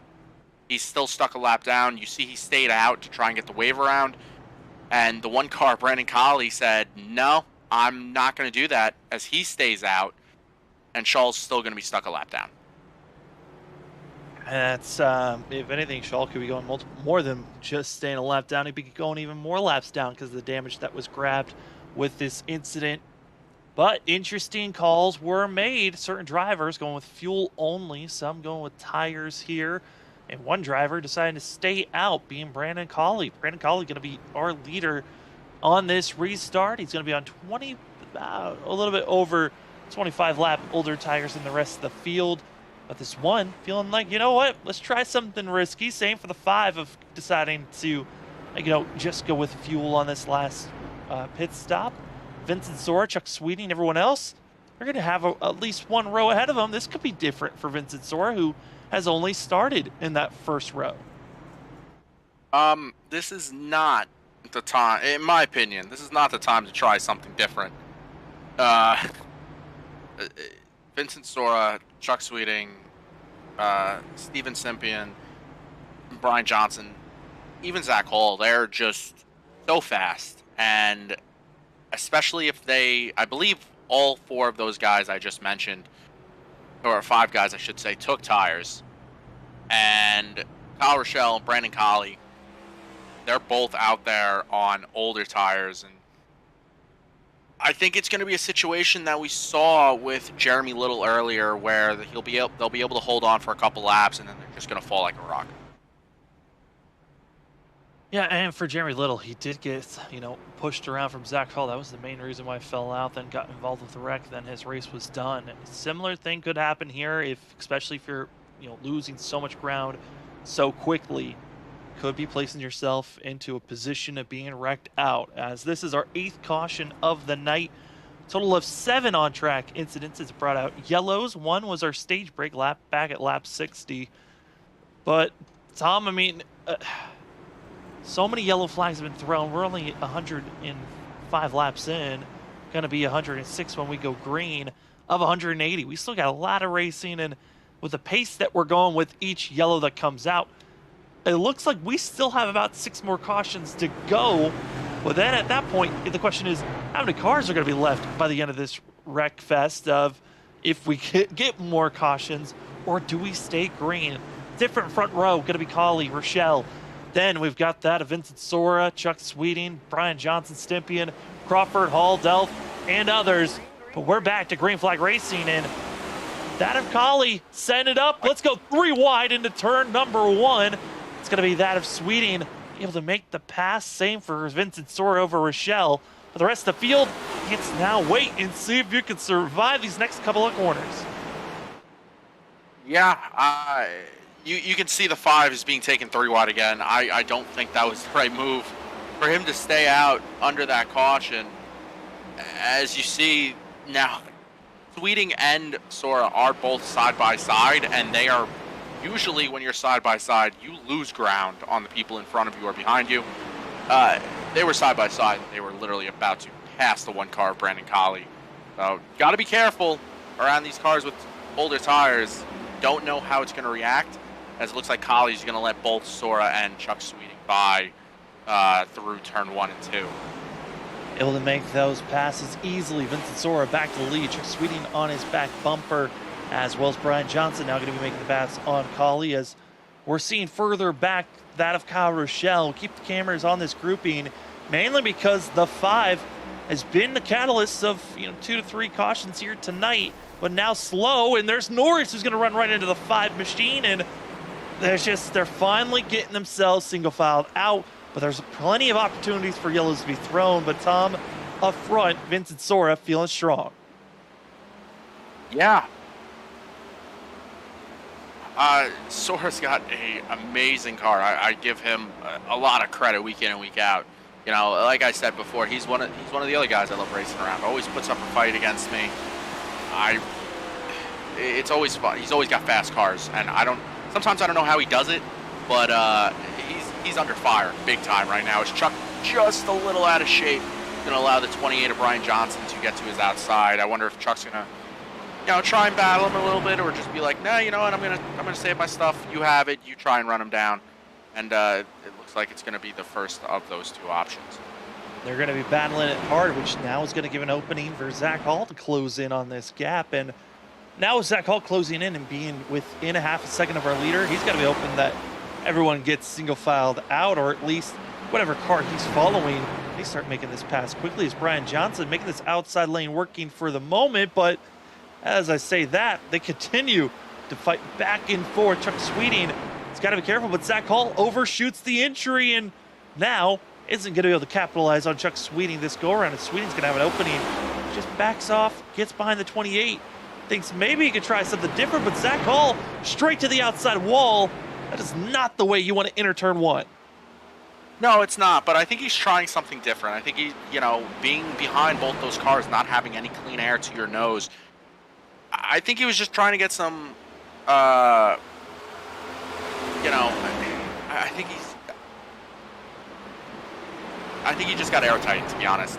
The front end just lost all the air, and that was really it, as he now what I was kind of surprised about, as Brian Johnson and Chuck Sweeting were running side by side, Vincent Sora wasn't able to pull away that much. As you can see, all 4 of these cars are under a blanket right now, and Brian Johnson looking to take the lead as he's underneath Sora going down to 1. Well, you talked about it. You felt like maybe Vincent Sora wasn't the strongest car out here. Maybe it was the fact that he had that clean air, and that was the reason why he was able to stay up front for as long as he's been. And Brian Johnson, after that battle, maybe he's heating up those tires just enough that they're feeling like they're at a good heat. They can start to make some bold passes here as these drivers watching the laps tick away quickly here at Richmond. We're at lap 116 of 180 for tonight's race as Richmond Raceway, race number 3 of 8 of the whole entire season. And Vincent Sora, if he could get the win here this evening, 3 wins for the first 3 races of the season. I mean, that is basically a way to state, I'm going to win this championship this season. Yeah, Brian Johnson looking to the outside, trying to find anything just to try and get to the side of that 15 machine. But Vincent Sora, I've got a feeling he's saving his stuff right now as the run goes on. And, you know, he saw Brian Johnson battling, gonna heat up the fucking, excuse me, heat up the tires, and he's just going to pull away if this run goes on. He certainly is going to try his best as Vincent Sora, Brian Johnson continue to race hard up front. Want to give just updates of drivers that tried opposite strategies, that of Brandon Colley as well as that of Kyle Rochelle. Going to be back in 9th and 10th position after that of Colley not coming into pit road, and for that of Kyle Rochelle deciding to just take fuel on his pit stop. Still inside the top 10. So, you know, for some ways, it's still a net gain for themselves, Tom, but in others, the longer this race goes on, the more they're going to be in threats of losing those positions. Yeah, it's definitely going to be interesting to see how this race plays out. This is the longest run we've had all race long, and I'm kind of surprised to see that everybody is there. You know, like I said earlier, the first 4 underneath a blanket, and then, you know, look back just a tiny bit, you have Nick Crawford running in 5th, and I wouldn't be surprised if some of the guys running 6th, 7th are saving some tires and maybe put a late charge together. Trying to figure out where they want to place themselves. Also, Steven Stimpian, as we ride on board with the 81 in 6th place. He's going to be another driver to potentially have something for a leader, as currently right now, after that most recent lap that was put down, Steven Stimpian put down the fastest lap of all the drivers, but 1/10 faster than our leader, but he's still, you know, 1.5 seconds back. That's a lot of time that he's got to make up and be that consistent overall, as now Nick Crawford is the fastest driver of those that are up front in this top 10. So starting to find a little bit more speed here or there. Nick Crawford, no hoods needed. Short track racing, this 11 is closing in on our top 4. Yeah, and Sam, like I mentioned earlier, I don't think the 15 car has the best car right now. I think he's holding up Brian Johnson and the rest of the top 4, and that's allowing Nick Crawford to get to the lead pack. But I've got a feeling once Nick Crawford gets there, because I believe he will, and behind Nick Crawford, I've been looking at Steven Stimpian. He's starting to slowly gain on these leaders as well.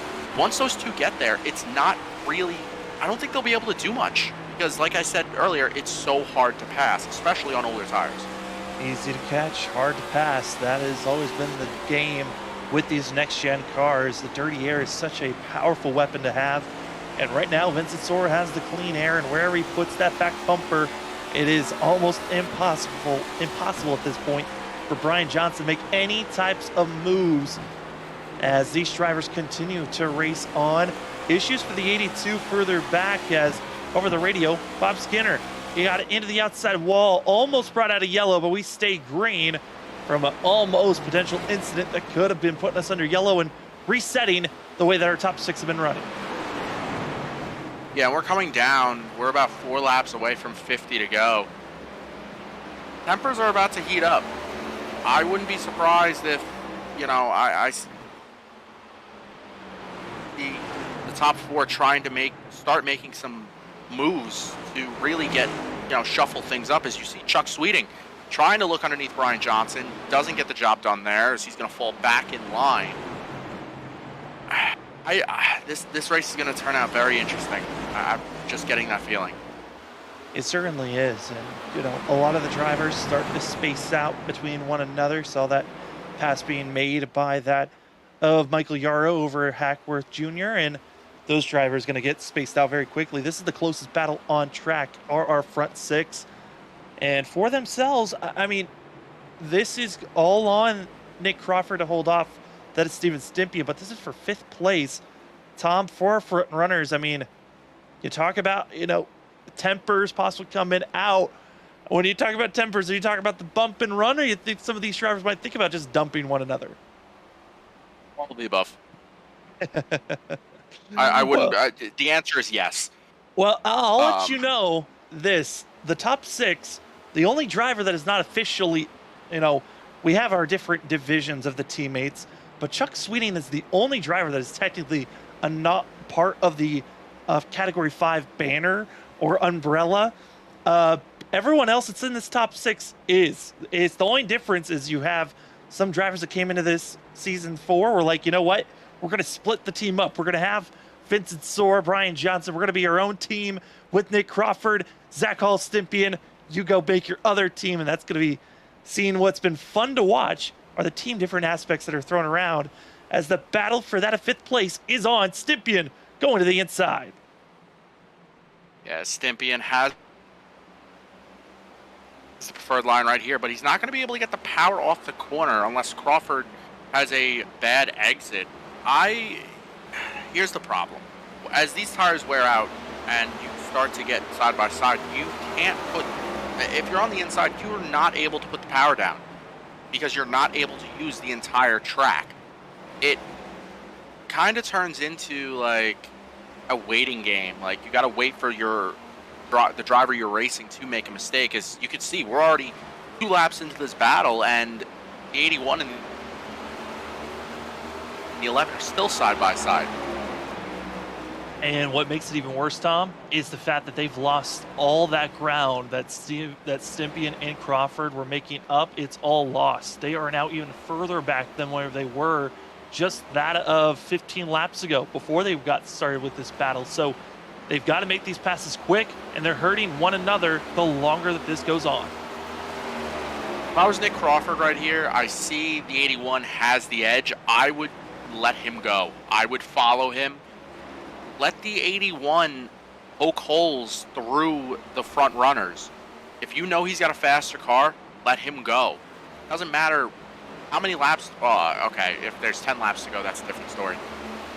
But we still got 45 to go right here. You don't want to be losing that ground that you just gained. As Sam, you mentioned, they've lost now more ground than where they originally were. Yeah, before they started battling side by side for Nick Crawford and Steven Stimpian, they were about 1.3 seconds away from our leader of Vincent Sora. Now, 2 seconds is the difference between 1st to 6th place for Nick Crawford. These drivers, the gap even grows even more after that lap, and lost over almost a full second after that side-by-side battle for almost 5 laps. Yeah, and that's not what they needed. Now Steven Stimpian is going to have to try and run down all that ground he lost. And the way this race is playing out, laps are running out. That they certainly are, as also lap traffic soon to be a factor for our leaders. Front 3 able to get by Carl Pooler in the 71. Zach Hall's going to be the next one. Try to get by that 71 machine as he'll dive down low. But Vincent Sora, he's got another pack of drivers to worry about in front of him. That's going to be James Kaufman as well as Christopher Bale. 2 drivers have been heavily involved with some major contact and carnage for the first half of this race tonight. And Vincent Sora, he's going to be closing in on 2 drivers that are most likely going to be racing hard against one another. And for that of Christopher Bale, he's trying to stay on the lead lap. So expecting the 89 to try to fight and defend as hard as he possibly can here in the next 3 to 4 laps.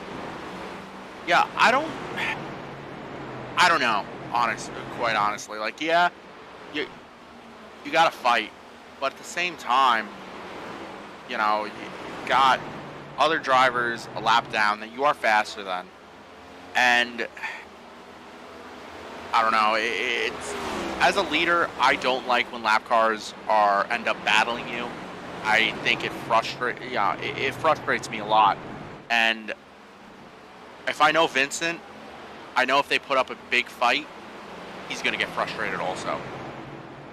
Well, you can try to get frustrated, but the big thing, Chuck Sweeting was pressuring that of Brian Johnson. It's allowed Sora to finally pull away. He's almost got a full second lead over Brian Johnson, so he's got a little bit of a wiggle room to try to work his way around this lap traffic, but Kaufman gets loose in front of Sora, holds on, and oh boy, that little bit of a scare for Vincent Sora certainly struck for a quick moment. 15, able to hold on to his lead, but that whole entire gap I was just talking about, well, it's gone. Brian Johnson back to the back bumper of the 15. And that's why I don't like lap traffic, for instances like that.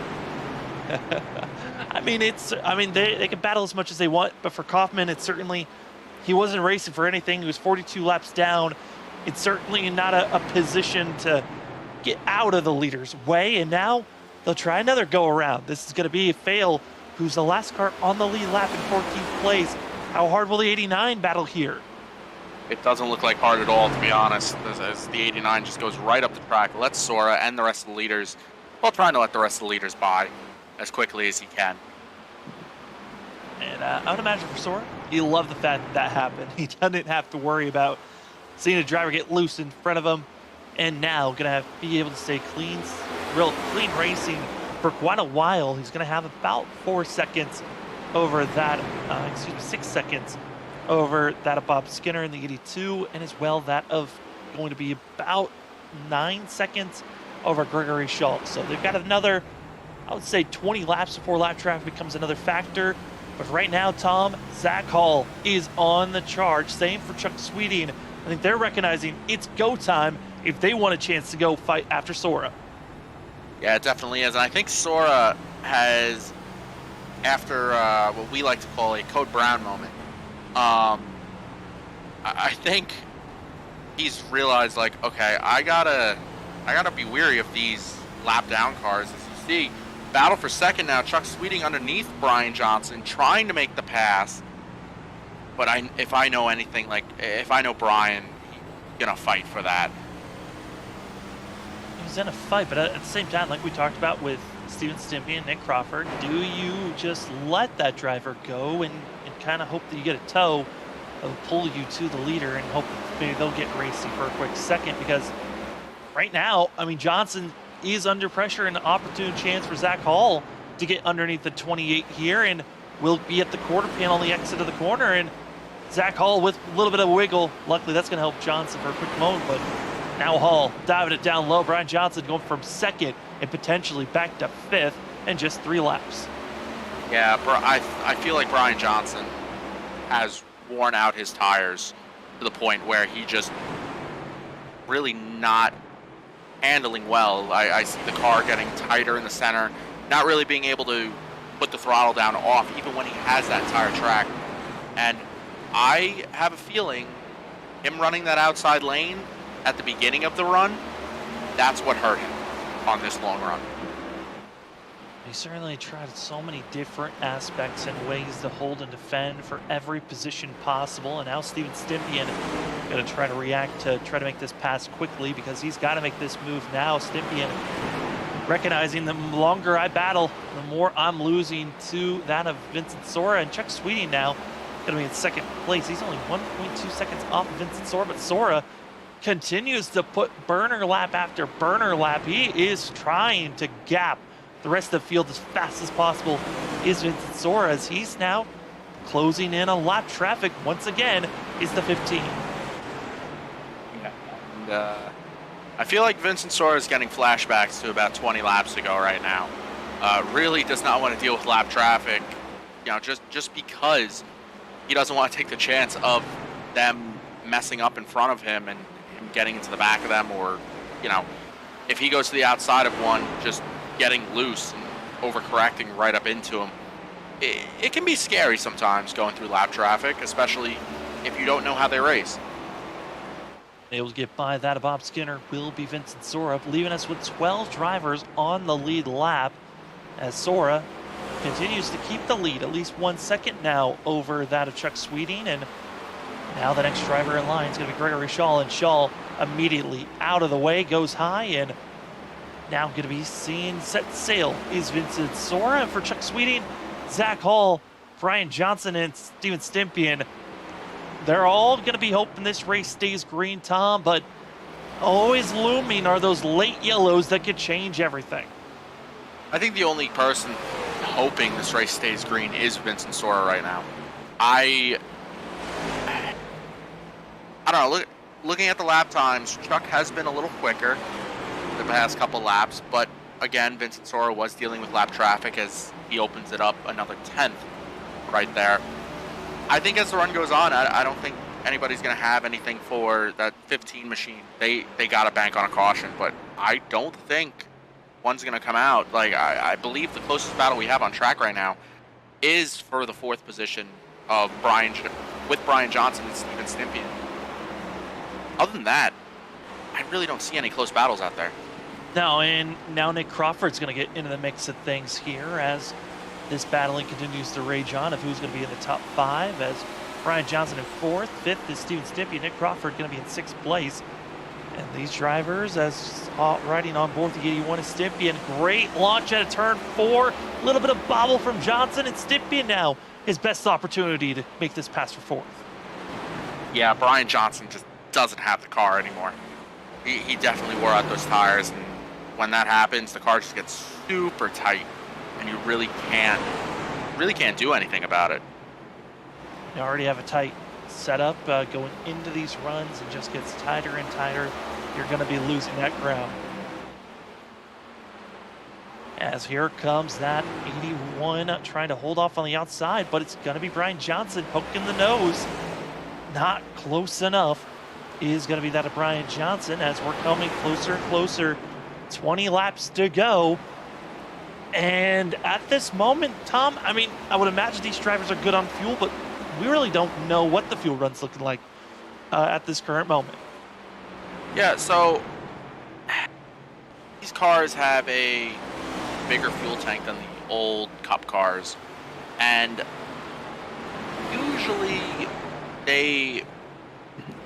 usually they can run 160 laps on a tank of fuel. I don't know if in this race they're using a full fuel cell, or maybe capped at, instead of the full fuel cell 20 gallons, it may be capped at 15 or 17 and a half, whatever it may be. But I think that if everybody pit on that stage break, I think everybody's good to the end on fuel.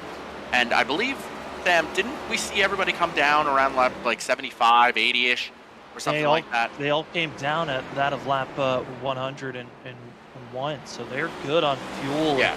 Those readings are correct, and they're now past that of the stage break. We knew they could go the stage break without having to come into pit road. And at this point, it's all on the drivers on if they could stay clean and green for now, as Brian Johnson update is falling back to 6th place. And here's another cluster of drivers here, Tom. We're going to see a yellow. It's going to be these little little packets and pockets of drivers that are a lap down, racing with some lead lap drivers as well. Yeah. I'm personally hoping we don't have a caution right now. I think if a caution comes, then calamity can come. Drivers having issues, as that's going to be seen that of Fail getting out of sorts. Also believe that of Kaufman, blown engine. And now the 25 is going to have to come into pit road as he's puffing a bunch of smoke. That's the 3rd time he's gotten himself with engine issues this evening. And every time we bring up potential yellows around these lap cars, they always seem to give us a scare. As Kaufman goes into pit road, this is most likely going to be the end of his night. No more positions can be grabbed. As we look at some of the other drivers trying to battle one another, got that of Cawley in 7th place, no man's land for the 1. And And Tom, at this point, if you're in no man's land, it's kind of nice. You know, you just ride your own race. You don't have to worry about someone else wrecking around you. Yeah, but that no man's land could end very quickly with how this race is going. One mistake and you could, end up falling back to the point of you're around 2 cars again. Or somebody in front of you could mess up and you end up having them in front of you. This isn't like a speedway or a road course where you're in no man's land and you might be there for a while. As we're right on board with lap traffic, that's seen that white and blue and black. That's Vincent Sora closing in on Peel, as well as Vincent Sora closing in on the driver we're riding on, which is that of Kyle Rochelle, the last driver that is on the back here on the lead lap for the 5. And man, this race certainly has been a wild one here this evening. Caution-filled first half. It's been great racing from there on out of drivers staying in line, and for Vincent Sora trying to make it 3 races to start out season 4, 3 wins for the 15 machine as he's closing in on the late apex, number 5 of Kyle Rochelle. Yeah, that staying out call was not the move for Kyle Rochelle. I don't think he was expecting it to go green. But a guy I was watching that also stayed out on the last caution we had, Brandon Colley, he hasn't fallen back as bad as Kyle Rochelle did. Brandon Colley running in that 7th position, like you said, running in that no man's land area, vibing. And I think he'll gladly be happy with a 7th place finish after all the calamity that went on earlier. All of the wrecks, the carnage. We started with 26 drivers for this race, a couple of doing start and parks, majority involved with big wrecks, and where we're now down to just that of 10 drivers on the lead lap, all being put down a lap by Vincent Sora, with Chuck Sweeting in 2nd, Zach Hall in 3rd.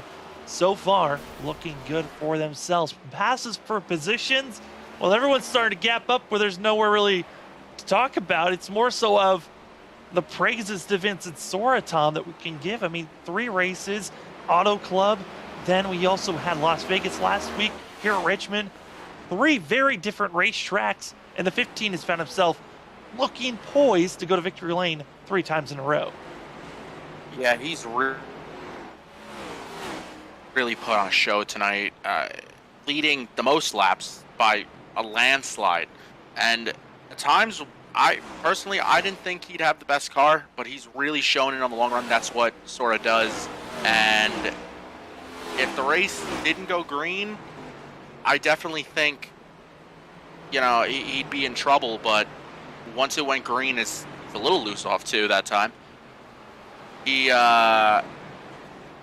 he's really put it together in this last 60-lap run. And ultimately, anything can happen with 7 laps to go, but if nothing does happen, I see that 15 car making it 3 for 3. All that Vincent Sora wants to see is that white flag. White flag is out. This race is going to be official, and it's all about who crosses the line next. But if we're on lap 2 or before that and a yellow flag strikes, we're going to be finding ourselves, well, at least with 5 to go for yellow flag strikes. We're going into overtime. And these drivers, I mean, that certainly is going to put a giant swing on things as Christopher Norris goes a lap down, leaving us with 9 drivers on the lead lap. Oh boy, this is for a leader, Tom, in this scenario, got to be feeling that anxiety kind of building of, I've been out front, I've been dominating this, just please stay green with 5 laps to go. Sora knows if it doesn't stay green, he's getting a bumper. He knows that, and I think everybody watching in this race knows that. Not because people don't like him, but just because they want the win. And he is praying right now that it stays green, seeing that white flag. You've got a 2.5-second lead. Subconsciously, you want to drive as fast as you can, put down the best laps you can to just try and get there quicker. But at the same time, when people get like that, they make mistakes. That's when the caution comes out, and it's not a fun time. It really is not a fun time at all, as right now, Chuck Sweeting able to get by a cluster of lap traffic, and as we're right on board with 15, trying to get by that of Christopher Fail once again, and Fail now going to be 2 laps down. But there's a good cluster of drivers behind Chuck Sweeting as we're coming up to 2 laps to go. If we're going to see the yellow, it's going to be from the cluster back for second place. You've got Gregory Shaw challenging that of Chuck Sweeting. Surprisingly, 66 wanting to take off, and Sweeting recognizing, let's just get out of the way. We don't need to challenge this. Let's just keep calm. And as that pass is made, we go back up front. Vincent Sora out of turn number 4, coming to your European Wax Center white flag is out in the air. And Tom, this is when you love to be the 15 because the pressure's off. Don't have to worry about a yellow flag anymore. Yeah, you've got such a big lead as he's gonna drive it down into turn number 3 for the final time. What a performance, honestly.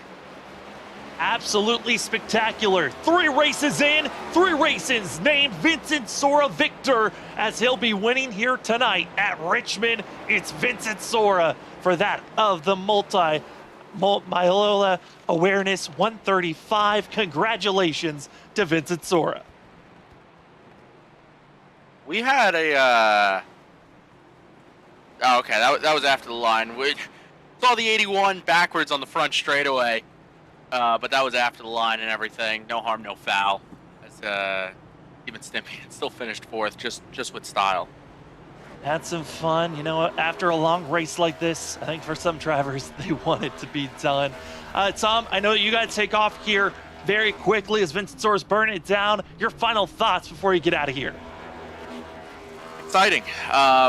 You know, I'm excited to see what the road course brings. A great race overall. A little shaky at the beginning, but they really found their groove. And you know, I'm going to be excited to broadcast the majority of the rest of the season. And you know, maybe Sora can go 4 for 4, 5 for 5. I'm talking into existence here, so maybe it'll happen. I think next week might be one of his toughest tasks so far, road course racing for himself. Want to thank you, Tom, for joining us in the booth. I know you got to take off and get ready for work, but for us here at Freaky Fast Broadcasting, as Vincent Sora's having fun on track, we're going to step aside. When we come back, it's the post-race show. We'll talk to Zach Hall, Chuck Sweeting, and your winner here tonight, Vincent Sora, in just a few. We'll be right back, folks.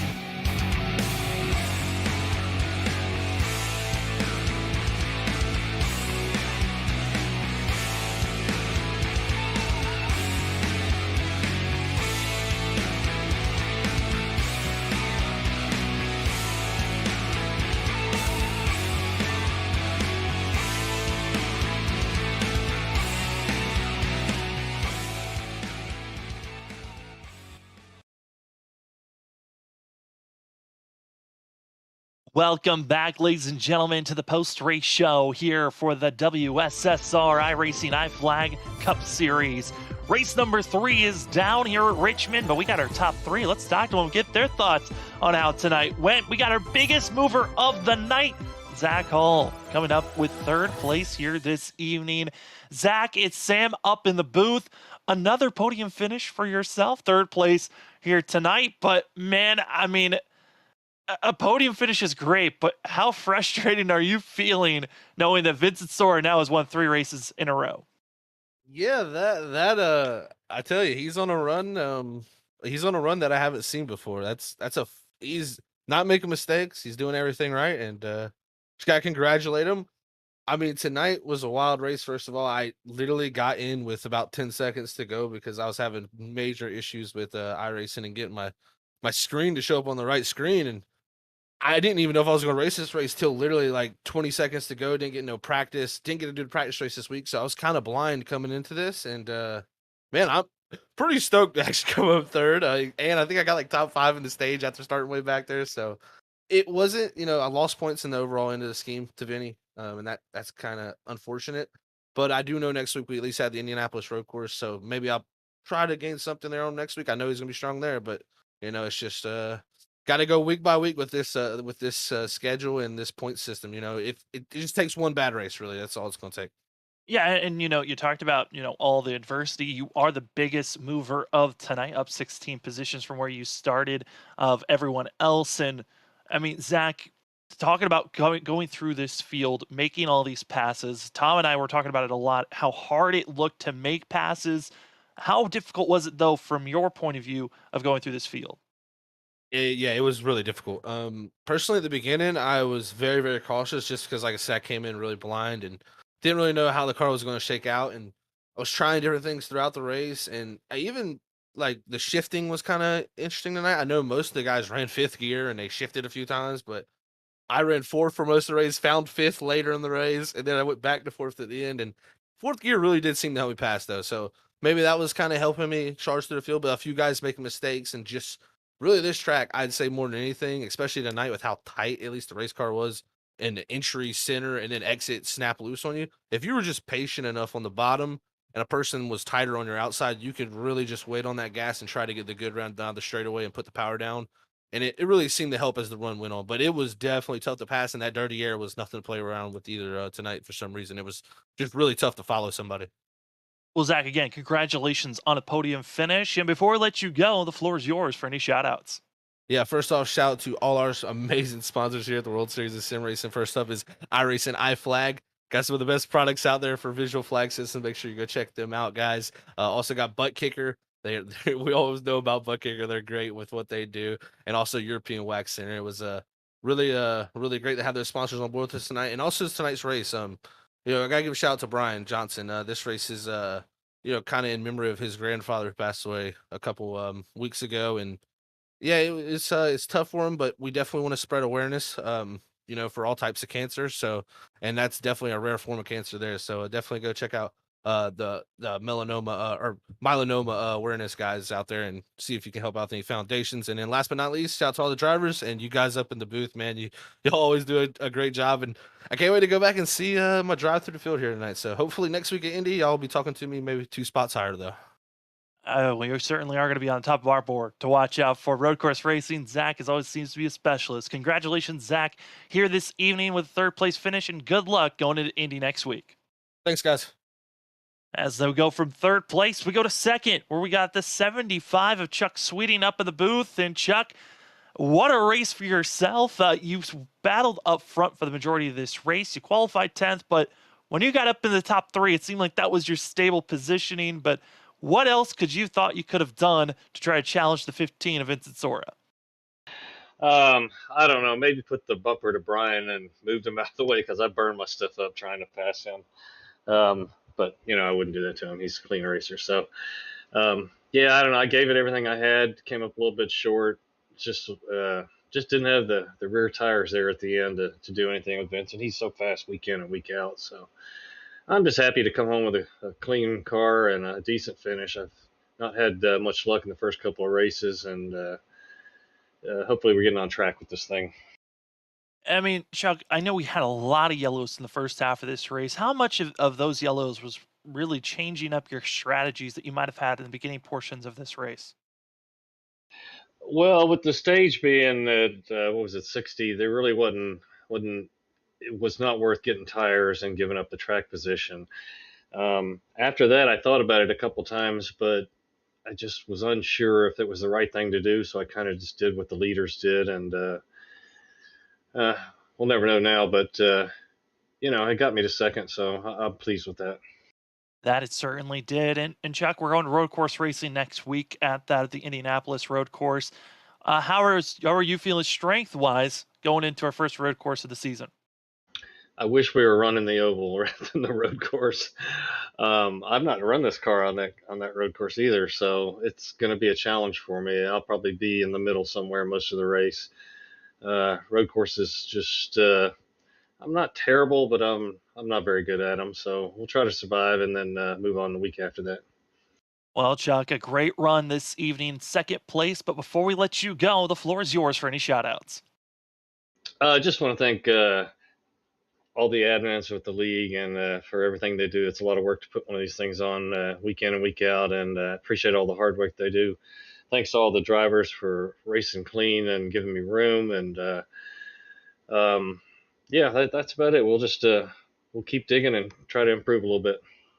That's going to be the 75 of Chuck Sweeting coming away with a second place finish here tonight. Congratulations, Chuck, on second place, and good luck going into next week. All right, thanks, Sam. And from second place, we bring in the man who's just been an absolute terror for the first half part of this season. Vinny, this is Vincent Sora who gets the win, but Vinny, what a race for yourself here this evening. Probably the most dominating one of the three that you've won so far this season. But man, you talked about it. You said this was a track to watch out for you. You felt confident after last week's interview. How are you feeling now after officially getting the win? I feel great. It's really cool to get 3 in a row. I honestly didn't really think that would happen at the start of the season. I thought I really didn't think that I was going to be too good with how different these cars drove from the last ones, but evidently I got something figured out. I've had 3 of some of my best tracks on the service, so I think that's helped out a good bit here at the beginning, and I got another one coming up next week at Indy Road Course. So yeah, it's been a great start of the season. Well, I mean, Vinny, we had a couple of scares there late. You had that of, lap cars right in front of you, giving you a couple of moments where we thought your race could have been over. But from your point of view, how was it running around that lap traffic and those moments that almost ruined your night there with 20 laps to go? It was really nerve-wracking. Yeah, lap traffic is always scary, especially at short tracks, and had a little bit of a scare there with one of the lappers. I don't quite know what happened.